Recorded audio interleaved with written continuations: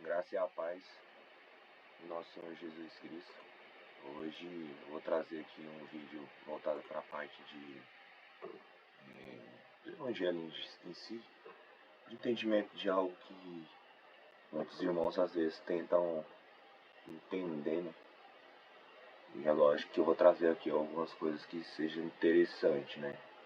A ideia dessa proposta aqui talvez é criar também uma série. Vamos ver se vai dar certo ou não no canal. Mas pegar de uma apresentação mesmo, eu vou pegar uma apresentação. Aí você fala, Vitor, por que você entrou no Canva e vai falar sobre Jesus no Canva? Quero mostrar aqui para vocês uma textualização do Novo Testamento voltada para a parte dos evangelhos em si. Eu gosto muito, né, de uma particularidade, de ilustrar como que seria a perspectiva de visão de quem estava envolvido ali. Vou pegar um elemento aqui, vamos ver se tem aqui em casa. Você vai falar, Vitor, tá, qual que é a ideia dessa questão da casa? Uma casa com a parede. Vamos ver se vai sair certinho. Ah, vai sair o número 4. Qualquer casa. Ver se sair no modelinho de casa aqui, vai sair as 4 paredes da casa aqui. Que minha ideia é mostrar pra vocês uma casa, né? Se fosse no entendimento dessa casa aqui mesmo, normal, só pra mostrar. Essa casa é bonitinha, né? Se tiver um entendimento, provavelmente isso aqui deve ser retangular. Uma ideia é que eu vou colocar linhas, talvez saia alguma coisa. Linhas, desenhar. Peguei ali uma casa que tem vidro e tal, nessa descrição. Fazer um demonstrativo aqui pra vocês. Pegar essas linhas aqui, multiplicar elas 4 vezes. Você vai falar, Vitor, você vai fazer uma construção. A ideia é fazer uma construção que dê um entendimento de que diminuir o tamanho dela. Diminuir e girar. 90 graus. Ignore a pontinha, tá? Porque senão vai que você tem toque. E a outra aqui eu vou. Não tem toque. Beleza. Isso aqui é só um demonstrativo, só para vocês terem entendimento. Aqui tem uma casa. Aqui seria a estrutura da casa vindo do alto. Vitor, o que isso tem a ver ao Evangelho? Então vamos para textos, né? É um texto aqui. Se eu aumentar ele, vou colocar ele uns 18. Evangelhos. Os evangelhos que nós temos, quais são eles, né? Vou colocar lado a lado aqui, como se fosse uma estrutura. Lucas. Vou duplicar, lógico. Cliquei. Marcos.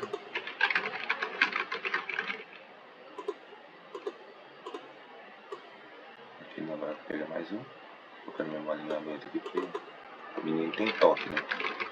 Mateus e João.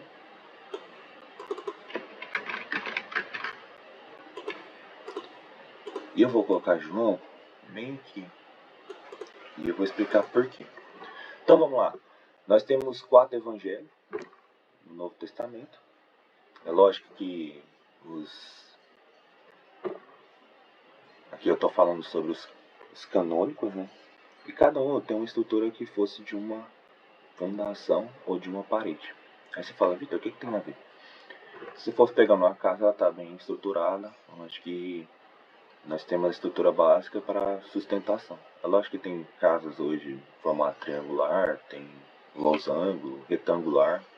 Mas o que eu quero ilustrar aqui para vocês é que cada evangelho tem um ponto de sustentação. Mateus é o primeiro evangelho narrado e o primeiro livro do Novo Testamento que foi escrito tecnicamente ali, pegando o tempo que muita gente chama de tempo de silêncio, do último livro do Antigo Testamento, que é Malaquias. Se você pegar a Septuaginta, que é a Bíblia dos 70, que ela foi traduzida do hebraico para o grego por 70 essênios, homens que se devoltaram, homens que tentavam fazer essa releitura para que o povo que foi influenciado por outras culturas ali também tivesse acesso à palavra que estava reunida naquele aporte. Então a Bíblia dos 70, tecnicamente, naquele tempo que foi ela escrita em meados entre 4 até 2 antes de Cristo, eles ficam um período sem ter uma escritura. O pessoal fala que é tempo de ciência, o Senhor não estava falando. Eu creio muito na possibilidade que o Senhor sempre falou com a gente, sempre se manifestou. Ele não ia deixar esse tempo todinho sem que a manifestação da glória dele, as coisas que estavam sendo feitas no mundo, deixassem de ser feitas. Aí você fala, Vitor, então, o que justifica? São coisas que entram dentro do mistério qual o Senhor tem nos preparado ao longo desse período. Então, Mateus, ele é escrito para os judeus. Vou colocar aqui judeus. Vou colocar até o povo gosta muito desse símbolo, né, que eles mencionam sobre a estrela de Davi. E aí eles tentam pegar isso aí. O Evangelho de Marcos, ele foi escrito para os romanos.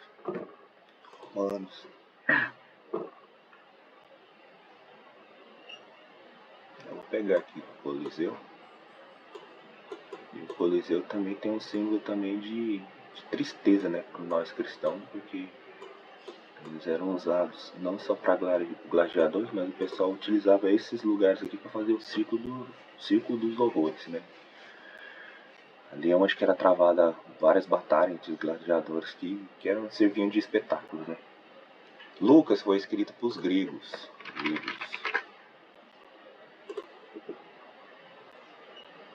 Então você vai ver um pouco da... É tão interessante, né? Porque tem a questão das estruturas, né? A estrutura que você vê do Coliseu, eles sofrem influência ao longo do período. Se for estudar a parte antropológica, sociológica, a exegese, a hermenêutica bíblica, e voltado também à parte social e antropológica daquele tempo também. E João foi escrito para os cristãos. Vou colocar a Bíblia aqui, que é um grande exemplo pra gente, né? A palavra de Deus. Aí você vai falar assim, Vitor, mas naquela época, o que nós temos que ter entendimento? Vou explicar cada um. Então, se Mateus foi escrito para os judeus, você vai ver muitas particularidades desse livro apontando no que está escrito. Então, é muito comum você ver na estrutura de Mateus a palavra está escrito. Porque aí você volta no Antigo Testamento e você vai ver que é referenciando. Mateus, nada mais nada menos, ele era Levi, e Levi, aí você vai falar Levi da tribo de Levi? Não, Levi, um cobrador de imposto. E o Senhor chama ele larga o que ele está fazendo e vai seguir Jesus. E aí ele sendo chamado pelo Senhor, ele também é conduzido, né, ele é inspirado pelo Espírito Santo, depois da morte de Cristo, a escrever cartas também para esses judeus. Pessoas que estavam tecnicamente vendo o que está acontecendo no mundo e gostaria de entender o que aconteceu ali naqueles dias ali em Israel. O que foi essa influência desse homem que passou por esse período ali com eles ali, um período de 33 anos. É lógico que nós pegamos Jesus nasceu no ponto zero, que dividiu o passado, o antes e depois de Cristo, né? Mas tem muitas linhas teológicas. Alguns falam que não foi exatamente no ponto zero. Aí tem um depois de Cristo, tem alguns marcos teológicos que tem influência entre 2 antes de Cristo que ele nasceu e 2 depois de Cristo que ele nasceu, alguma influência nesse sentido, entendeu? Para justificar também anos condizente com a base para que haja a dispersão do evangelho, né? Que haja a pregação do evangelho para todo mundo. Então você vai pegar Mateus, você vai ver muitas essas particularidades, né? Você vai ver muitas coisas voltadas para aquilo que os judeus fariam. São 28 capítulos, esses 28 capítulos ele vai ilustrar uma das paredes que vai falar sobre o Cristo. Deixa eu colocar aqui. Cristo no centro e ele sendo a porta também. colocar a cruz, porque o elemento da cruz é o que nós olhamos para ele, e onde que o que Jesus fez por nós nos levou à salvação. Então vamos lá. Aí Mateus ele vai apontar uma parte dessa casa. Então você está olhando uma perspectiva dessa casa, do lado de fora, o que alguém está fazendo lá dentro. Vamos supor que tem janelas ali, você está observando o que tem lá dentro. Então tecnicamente Mateus ele testemunhou vários momentos de Jesus, que é compartilhado em outros 3 evangelhos. E é lógico que tem algumas particularidades, alguns capítulos, que também fala em João, entendeu? Quando fala sobre multiplicação dos pães, nós lembramos nos 4 evangelhos. Então, assim, o que é feito sobre a multiplicação em um é compartilhado em outros. Certinho? Esse é só um exemplo, é lógico que teria mais. Já tem 10 minutos de vídeo, eu só estou aqui desenhando aqui. O pessoal vai falar assim, Deus me livre, o que você veio fazer? Nós temos por outro lado, Marcos. Marcos são 16 capítulos. Marcos, ele era discípulo de Pedro. Se você for pegar a contextualização de Atos, você vai ver esse Marcos aqui. E além de, se eu não me engano, cartas paulinas, que menciona, ele era discípulo de Pedro, que ouviu o evangelho, possivelmente poderia também estar ali também durante esse período, mas não entendia esse processo. Pode ser ele convertido, não temos assim uma precisão, principalmente quando não era uma pessoa diretamente que estava ali. Aqui nós não vemos que é o evangelho de Pedro, mas poderia ser na narrativa de Pedro. E ele foi escrito para os romanos.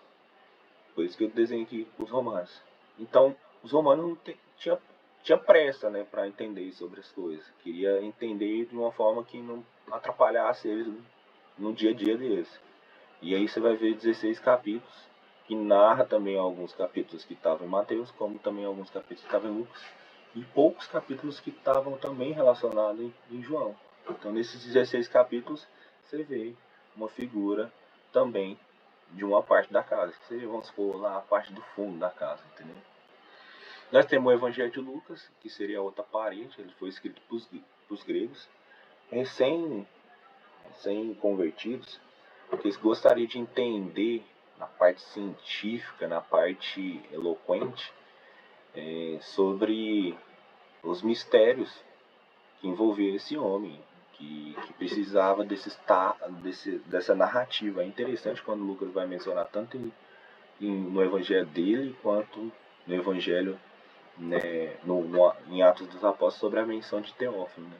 Então é um discurso narrativo que ele faz, e nessa narrativa ele ilustra detalhes. Uma particularidade de Mateus para Lucas, Mateus traz também a linhagem de sangue de Jesus, por parte de homens, né? Numa narrativa pegando ali as gerações, dividindo de tempos em tempos. Lucas também faz uma narrativa, e nessa narrativa de Lucas seria uma perspectiva também de ser mais profunda ainda, de investigar. Aqui também tem uma particularidade, provavelmente esses fatos, você vai ver, por exemplo, ela guardava no seu coração, entendeu? Você vai ver muito essa particularidade do Evangelho de Lucas mencionando sobre a mãe de Jesus. Então ela guardava no coração. Então ele não investigou uma pessoa só, provavelmente ele investigou várias pessoas. Ele pode ter estado contemporâneo de Jesus, talvez próximo ali, ou ele era menor ou alguma coisa assim, poderia. Mas nós vemos Lucas como discípulo de Paulo. Nós vemos como um homem que, além de uma narrativa, ele traz também como que foi o avanço, né, da pregação do Evangelho. Então dá uma sequência nessa particularidade. Então, por se tratar de algo mais científico, ele traz também algumas coisas que é muito interessante, algumas parábolas do Senhor. Ele traz sobre a questão de alguns pontos escatológicos, né, sobre a parábola do rico e do Lázaro, ali, que traz uma perspectiva de que a morte ela já traria ali um condicionante ali de instantaneidade, ali, ó, de julgamento. Então, assim, para quem morreu, parece que já tem a sentença ali, e ali tem basicamente o rico tentando ver se teria essa possibilidade de enviar alguém para que as outras pessoas não fossem para o lugar onde que ele está, naquele momento, naquele lugar de tormento, entendeu? Então tem uma particularidade ali da escatologia. Então nós temos algumas coisas muito interessantes. Se ligar o ponto dessa instantaneidade com abrir e fechar de olhos lá em 1 Coríntios capítulo 15, tem uma relação. Então vamos supor que seria a parede aqui do lado direito. Teria também uma janelinha ali, ilustrando de uma forma bem lúcida o que está acontecendo. E por fim, discorrer um pouco também sobre o Evangelho de João. Por que eu coloquei aqui João na porta aqui? Porque o Evangelho de João, ele fala que ele é a porta. E João, ele escreveu para os cristãos, ou seja, pessoas que já tinham sido convertidas e que gostariam de saber mais sobre o Senhor. E aqui nós temos a figura de um homem que para muitos falou que ele ia viver eternamente. Tanto que no capítulo final o próprio Senhor fala, né? Ele está tendo uma conversa ali com Pedro, e Pedro pergunta, e enquanto a este? Ele falou, não, e se eu quiser que ele fique vivo até quando eu retorne? Aí Pedro ficou assim, sem entender, né? E aí havia o boato que ele era um apóstolo que não iria ver a morte, né? Inclusive tem alguns boatos dele que antes da morte dele, mesmo em Éfeso, ele foi, né, para a ilha de Pátimo, escreveu também 3 cartas, né? 1º, 2º e 3º João, como também escreveu as revelações que nós vemos tanto em Revelation, né, que é do inglês, né, quanto em Apocalipse em geral, né. E aí nós vemos esse homem com um boato que o pessoal não conseguiu matar ele, né. Colocaram um caldeirão fervente dentro de um coliseu e diante desse espetáculo todinho tentaram matá-lo, tecnicamente ali cozido, né. E aí colocaram um óleo bem fervente lá. Na hora que colocaram ele lá dentro, ele saiu depois intacto, como se fosse a visão de Daniel não, Sadraque, Mesaque e Abednego na fornalha. Seria a mesma visão, que além de um espetáculo para quem estava vendo como que um servo de Deus ele poderia ser cuidado pelo Senhor e nada afetaria ele. Lógico que quando tem um propósito, o Senhor faz tudo, né? O propósito da eternidade já era para que nós pudéssemos contemplar o que realmente viria posteriormente, que é o livro de Apocalipse, que nós temos essas gerações, essas coisas que estão acontecendo nos dias atuais. Então, aqui eu tenho um fundamento de uma casa. Então, a particularidade de cada livro, que nós chamamos de Evangelho Sinóptico, esses 3 livros, eles estão observando o Senhor de uma perspectiva diferente. Se você for pegar, por exemplo, Mateus, provavelmente não estava ali na hora que Jesus estava sendo crucificado. Aí você vai ver a narrativa da crucificação de Jesus de homens zombando do Senhor durante a cruz. Enquanto no Evangelho de Lucas, Lucas também não estava lá, mas provavelmente pela participação de Maria que esteve ali, ou outras mulheres que estiveram ali, ou discípulos que estiveram ali, pegaram um homem se arrependendo próximo da morte. Então, assim, enquanto um narra o que ouviu ou que foi inspirado a escrever naquela perspectiva, por não ouvir o que estava sendo conversado, porque ele falava que eles zombavam do Senhor, né? Em Lucas nós vemos uma salvação. Marcos narra de uma outra perspectiva, lógico, mas Mateus ele tenta trazer nesse sentido, entendeu? E aí nós precisamos entender que ele vai falar, não, então, Vitor, tá errado. Não, é a perspectiva de quem tá vendo, quem tá mais próximo, qual é a narrativa, quem pegou os fatos mais apurados, quem descreveu. Aí você vai falar, então, a fé é inerente de uma perspectiva diferente. Tecnicamente, a fé ela é baseada basicamente nesse sentido. Sem fé é impossível agradar a Deus. Ora, a fé vem pelo ouvir a mensagem de Cristo. Então nós temos referências que mostram pra gente como que nossa fé ela é baseada.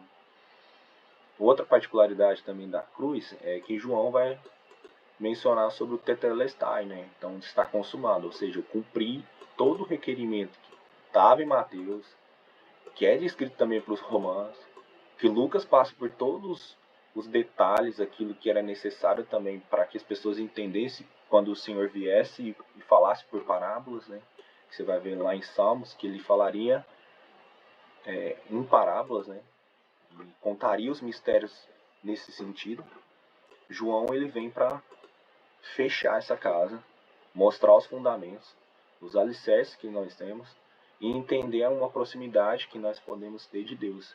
Um Deus tocável, um Deus que participa de festas, que é chamado para casamentos, que é chamado para alguns lugares, convidados para alguns lugares, que passeia entre o povo, vê um paralítico, vê um povo ali buscando cura, milagre, e não se isenta, não vira o rosto, mas faz aquilo que é o propósito de Deus. Aqui nós vamos ver que ele não fazia nada sem antes ver do Senhor, do Pai. Então, assim, é muito interessante isso aí. Nós vamos ver o pai com o filho atuando, é como se o pai fosse na frente, mostrando como que é para ser feito. O filho, no outro dia, ou depois da oração, ou vendo, seguia os mesmos passos, e a ação do Espírito Santo sendo movida durante esse período. Então, nós vemos a figura da Trindade em todos os momentos ali. Aí nós vamos ver que nós não iríamos ficar desamparados, que o próprio Cristo mostrou pra gente que o Espírito Santo seria enviado pra gente para mostrar o quê? Que nós não somos órfãos, ele não nos deixaria órfãos, em João capítulo 14. Então por isso ele é a porta, ela é a porta estreita para o reino, ela é a porta também de acesso para os conhecimentos dos mistérios de Deus, para nos achegarmos diante de Deus. Então Jesus teve que cumprir tudo aquilo que estava na lei e os profetas. Ele teve que passar por um ambiente de influências romanas, infelizmente terríveis, né? Embora estava escrito também, maldito aquele que for pregado no madeiro. Então ele se fez pecador para que nós fôssemos, através da santidade dele, ele recebesse tudo isso de pecado e desse como lá naquela cruz lá, como consumado. Aquele que não conheceu o pecado se fez pecado por nós. E aí, a partir daquele momento, no momento da cruz, Paulo narra isso na carta aos Gálatas, essa influência, que maldito é aquele que for pregado na cruz. E a influência do judaísmo é o cumprimento de Cristo, para que em Marcos e Lucas nós pudéssemos ter uma leitura livre daquilo que é uma particularidade que a casa tem de diferente, para quem olhou diferente. Numa visão hoje que não seja só influenciada pela religiosidade ou aquilo que é só a lei e os profetas, entendeu? E aí nós temos uma figura que às vezes pode ser ilustrada tanto em Apocalipse como em Ezequiel, a figura daquele ser que tem 4 cabeças, né? Então em Ezequiel 1 vai falar sobre esse ser e em Apocalipse 4 vai falar sobre esse ser que aponta para cada um, né? Nós temos a figura da cabeça de águia, a figura como a face do filho do homem, a figura do rosto de um leão e a figura de um boi. Então para cada evangelho também tem uma descrição, né? Então ele é o servo sofredor, por exemplo. O servo sofredor, ele aponta para um dos evangelhos. O filho do homem. O filho do homem você vê na narrativa de descrição em Lucas. O filho de Deus nós vamos ver aqui, ó. A figura de João, entendeu? Então assim, você vai ver que Jesus ele é chamado de diferentes formas também em cada evangelho. Então, o motivo desse momento aqui era para ilustrar para vocês que nós estamos seguros nessa fundação, na rocha que é Cristo, no entendimento que ele é a porta de acesso. Nós só podemos realmente entrar no reino de Deus pela porta estreita. Essa casinha está bem estruturada aqui, nós vemos, tem fundamento, tem todas essas outras questões. Lógico que nós não sabemos qual a estrutura que está, se está sobre a areia ou se está sobre a rocha, mas confiamos que está sobre a rocha, claro. E eu vou colocar a rocha aqui, rocha. Ela está sobre a rocha aqui, vou colocar uma rotinha. Vou colocar sobre a rocha, ó, ela está sobre a rocha. É bem discreto aqui, só para ilustrar mesmo. Então nós estamos sobre a rocha, entendeu? O Evangelho ele tem uma ilustração que contempla aquilo que é vontade do Senhor. Então nós pregamos aquilo que nós ouvimos e aquilo que nós vivenciamos todos os dias. Eu sou muito suspeito para falar sobre essa questão de experiência, de níveis de intimidade, porque quando nós pensamos sobre experiência, vou mostrar aqui experiência, vamos ver se vai trazer aqui um desenho, mas colocar aqui level up. Vou colocar nesse sentido, que às vezes, apesar que muitos irmãos não conhecem, mas essa ideia de níveis de intimidade, essas outras questões, é o relacionamento que nós temos com cada um. Fiquei um tempo muito longe do Senhor, não sei o que lá e tal, essas questões. Então tá faltando nível de intimidade, nível de profundidade, nível de imersão. São falas hoje para que os irmãos pudessem entender o que é relacionar. Bom relacionamento é o que você tem de convívio com as pessoas que estão ao seu lado, aqueles que estão no serviço. E esse termozinho de nível, tanto level up, eu coloco level up para subir de nível, né? Lembra muito uma barra que você está tendo de intimidade. Deixa eu ver, barra de experiência. Não sei se vai ter aqui. Não vai ter. Que é mais ou menos XP. Vamos ver se vai ter. Não vai ter. Que é uma barra de carregando. É como se fosse uma barra carregando, assim, ó. Parecendo que só vai subir a intimidade com o Senhor quando você chegar no limite aqui. Entendeu? E não é isso que nós fomos chamados para ter. Então, beleza, eu tive uma super intimidade com o Senhor e agora eu estou distante porque Ele cumpriu o propósito dele na minha vida. Então, nós temos muito essa leitura um pouco equivocada e esquecemos que daqueles homens de Deus, desde Jó, que vai dar um exemplo de um homem que orava pelos seus filhos, né, sempre oferecia esse sacrifício porque não sabia o que ele tinha feito ou pecado. Nós vamos ver esses homens como Abraão, que sai da sua parentela. Você vai ver Isaac, que dá continuidade, cria postos e é influenciado pelo mesmo antepassado seu, que foi seu pai, o patriarca. Você vai ver Jacó, filho de Isaac, e você vai vendo essa estruturação de como essas pessoas foram guiar. Davi, o homem segundo o coração de Deus, que também tinha falhas, mas também buscava o Senhor constantemente, tinha um entendimento sobre isso, que nós temos que ver essas experiências nossas como nós temos de relacionamento. É lógico, se nós tivéssemos um entendimento que Kyrios, né, no caso o Senhor, o senhorio do Senhor sobre a nossa vida, teria uma proporção muito maior. Além de respeito, obediência, outras coisas que estão relacionadas, teria a capacidade nossa de que não se trata sobre eu quero tem níveis de intimidade, aí toca uma música, acho que vai alcançar o nível de intimidade com o Senhor através daquilo. Eu alcancei. E depois, quando você sair ali daquele momento da igreja, o que vai acontecer? Tem que ser mais profundo no Senhor. Aí nós usamos muito o texto de Ezequiel, né? Tem águas que dão nos arteiros, tem águas que dão nos joelhos, tem águas que dão no ombro, tem águas mais profundas. As pessoas pensam, até pregam sobre essa questão, que é lógico que tem uma contextualização tanto para daquele tempo quanto para o tempo profético, igual muita gente acredita que o sinal para a igreja que o Senhor vai voltar é nesse sentido, né? Embora ele tinha falado que volta em breve, né? Que ele fala que ele retornaria cedo, em Apocalipse capítulo 22 vai falar, capítulo 21 vai falar sobre isso, capítulo 22 vai falar sobre isso. Então assim, nós temos que ter entendimento que não se trata só um dia, embora que um dia na sua casa, igual o salmista fala, é melhor do que 1000 em outro lugar, né? Então assim, nós temos que entender que nosso relacionamento é constante. Nós vai ter dias que não vamos conseguir orar, mas o nosso relacionamento com Deus é entender e voltar para Ele e falar: Senhor, realmente eu não consegui mesmo orar, não consegui buscar a Tua presença, não consegui demonstrar aquilo que estou sentindo no exato momento, o que está acontecendo comigo. Me perdoe, eu quero buscar seu direcionamento, porque os dias aqui são maus, e o que eu quero entender é o que eu posso fazer, o que eu posso fazer para minha família, o que eu posso fazer para minha comunidade, o que eu posso fazer no meu trabalho, o que eu posso fazer para as pessoas que estão ao nosso lado. Rancor, inveja, outras coisas, nós vamos viver nesse mundo aqui, muitas coisas vão acontecer.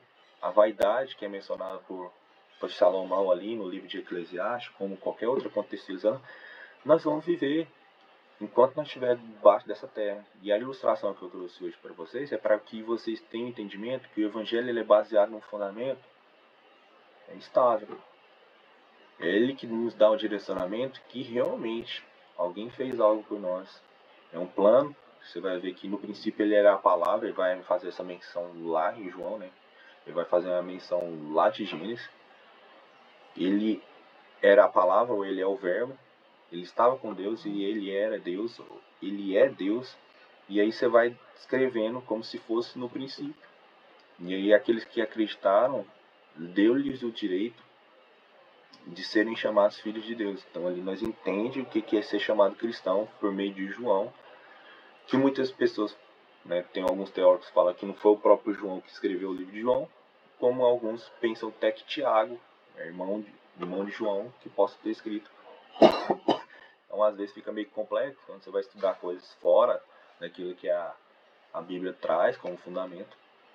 Então assim, você tenta entender esses processos, embora é só mais critério de curiosidade, o importante é o que está nas escrituras, aquilo que foi inspirado por Deus e aquilo que move nossa fé. Tem dias que você não vai entender por que está acontecendo alguma coisa na sua vida, ou um acidente, ou perdas, ou qualquer outra coisa. Mas tenha certeza que, por isso que o Senhor falou, ó, os dias são maus, deixe o próprio mal para cada dia. Isso depois ele falar que busque em primeiro lugar o reino de Deus e a sua justiça. E todas essas coisas serão acrescentadas. O que vai ser acrescentado? Vai ser acrescentado o pão de cada dia. Vai ser acrescentado o que vestir, entendeu? Coisas que os pagãos já fazem, que é mencionado sobre as questões, o que o povo já faz, entendeu? E eles recebem. E eles são abençoados da mesma maneira. Aí você fala, qual que é a diferença de um cristão para um povo que está ali? A diferença é o quanto que nós somos profundos em Deus para entender todo esse processo, para entender o que está acontecendo, entendeu? E ter o Criador ao seu redor, ter o Criador te orientando, você entende os próprios processos. E quando, para facilitar, é lógico que nós sempre pensamos na nossa fé, na manifestação de cura, de milagre, de demonstrações de atos, mas esquecemos que o Senhor nos mostra tanto na parábola do bom samaritano, que está em Lucas, quanto também na ilustração de Mateus, que vai falar que quando ele estava preso, enquanto ele estava enfermo, não fosse visitar. Isso é uma ilustração que nós podemos fazer sim, sem ver uma manifestação visível ou qualquer outra coisa. Nós estamos fazendo aquilo que ele faria por nós, que ele fez por nós, entendeu? Certinho? Então fiquem na graça e na paz do nosso Senhor Jesus Cristo. Não esqueçam que Jesus é a porta, Ele que nos leva ao acesso ao Pai, e aquilo que Ele fez no madeiro, aquilo que Ele fez em vida, e demonstrou sua vida, e falou pra gente, aquele que crê em mim, mesmo que venha acontecer as coisas que estão acontecendo nesse mundo aqui, vão ver essas coisas que manifestam em João 11, né, na morte lá de Lázaro. Quem crê em mim verão essas, vai ver ressuscitação, que é lógico que aumentaria a nossa fé, claro, que são demonstração de fé, que nos levam também a crer com maior veemência, curas ou qualquer outra coisa. Mas a vida diária, como você convive com as pessoas que estão ao seu lado, é a vida diária que você pode ter com o seu Deus. E o que Cristo fez por nós mostra o plano de redenção, como também o plano de aproximar dele, de conversar com ele, de ter uma intimidade com ele. Ah, não consigo orar de noite, não consigo orar de manhã. Tenta tirar um momento que você está indo para o serviço no carro. Começa com coisas simples. Não precisa dizer coisas, tu, igual as orações que nós vemos de alguns homens de Deus, né? Neemias, o Senhor é grandioso demais, é imensurável as estrelas, o universo que tu criaste. E se você for para analisar, você está enfeitando muita coisa e o que está dentro de você, em conformidade ou qualquer outra coisa que está acontecendo na sua vida, você não consegue explicar para o Senhor. E é lógico que essa contemplação, esse reconhecimento da divindade dele, da deidade dele, da grandiosidade, da quão magnífico ele é, vai vir com o tempo. Então aí você vai procurando aos poucos essa perspectiva. Certinho? Fique na graça e na paz do nosso Senhor Jesus Cristo. Deus abençoe muitíssimo. Amém?